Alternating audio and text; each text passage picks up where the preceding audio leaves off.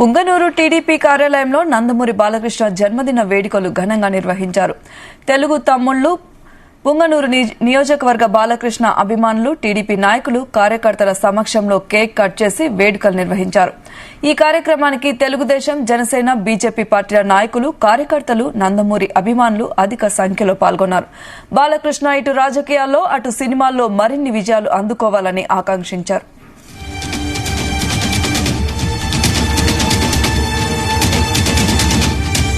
అరవై 64వ సంవత్సర శుభాకాంక్షలు నందమూరి బాలకృష్ణ గారికి.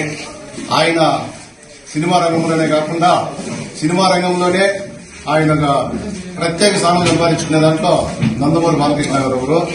హిందీపురంలో ఎమ్మెల్యేగా గెలవడం తెలుగుదేశం కుటుంబ సభ్యులకే కాకుండా ఆంధ్ర రాష్ట్ర ప్రజలకు కూడా ఎంతో ఆనందంగా ఉంది. ఎదుటి మనిషిని విమర్శించేటప్పుడు వాళ్ళ చరిత్ర ఏమి, వాళ్ళ పరిస్థితి ఏమి కనుక్కోవాలా. అది లేకుండా విమర్శిస్తే ఈ మాదిరి నవ్వులు పాలవుతారు అని తెలియజేసుకుంటూ ఈ ప్రోగ్రామ్ ని మోహన్ రెడ్డి అరేంజ్ చేసినట్టు మోహన్ రెడ్డి కూడా